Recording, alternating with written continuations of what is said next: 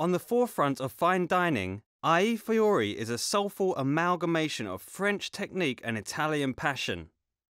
Its owner and chef, Michael White, is widely known for his innovative culinary creations and unique styling. Overlooking upmarket Fifth Avenue, this is one restaurant that impresses even the most jaded New Yorker.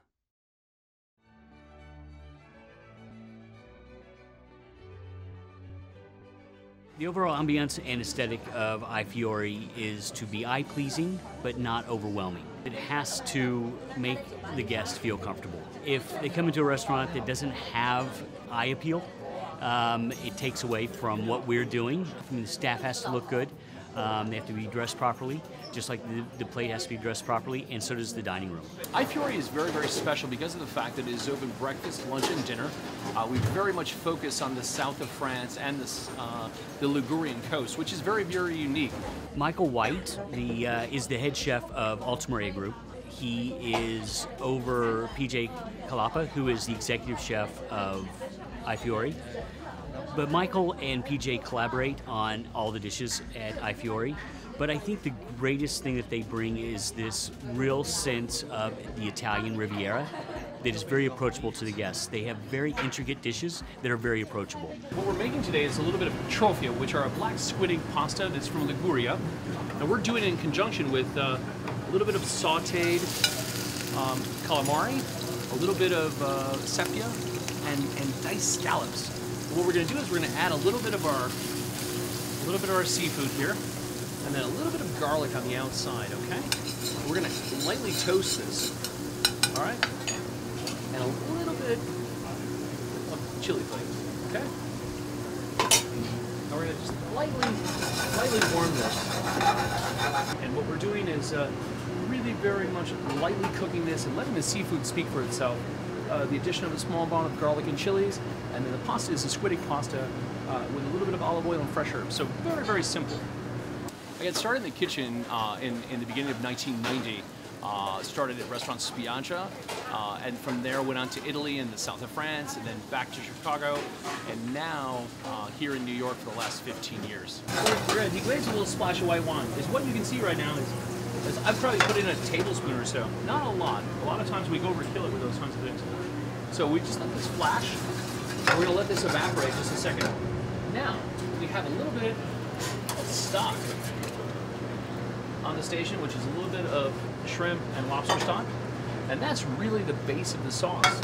Okay? And now, after a couple of minutes in the pasta water, boiling salted water, we're going to put this right into the saute pan. And what we're doing is we're cooking the remaining amount of cook that's on the pasta is going to be done in the saute pan. Therefore, bringing together all that flavor and absorbing into the pasta so you don't have separate, so you don't have a finished sauce and pasta that was cooked in salted boiling water. A little bit of fresh herbs, a little bit of parsley and basil. Okay. A little bit. And when I'm bringing this together, the natural starch of the pasta is coming off into the sauce and starting to thicken it. As you can see, I've not added any butter.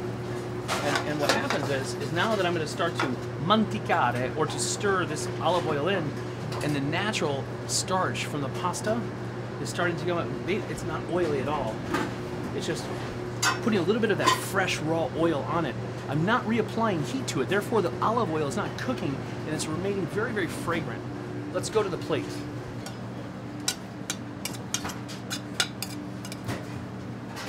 You can smell this. Smell that. Right? We're going to finish this with a little bit of pan grattato, which adds a really, really fabulous texture to the soft pasta, the texture of the pasta, and to the seafood. We're adding the addition of a little bit of mollica di pane, or crispy breadcrumbs that would be very much a Sicilian thing to do, or a Southern Italian, to add texture to a pasta. So this is kind of how we bridge the gap and connect the dots with the Italian food that we do here at Fiori. Making food visually exciting is one of the the most important things that a chef can do, because it's the first thing that you see. You see the food, that it stimulates your appetite, and then the other senses, the smell. When I put the pan under the camera, I said, "Can you smell this?" Smell is a huge factor, but visually right away, things really start that way on the plate. Fashion on the plate would be something that is aesthetically pleasing, that you look at and it's gorgeous, it's beautiful, but it's also going to taste as wonderful as it looks. And it's very important that things are put on the plate in a correct manner, just very much as a button is put onto a dress, or as a button is put onto a blouse, or a handbag. Fashion and food has so many correlations we spoke about before, but also as the seasons change, so does my kitchen. So right now we're going through the midst of talking about the spring menu and what we're going to put on that. And the visuals that we're going to have on it, whether it's going to be a grilled ramp or there's going to be a certain type of seafood. So those kinds of correlations, not just food, dress, how it looks, but also as the seasons change, so does fashion. We're able to put something on the plate that is as beautiful and tastes as good as it is beautiful.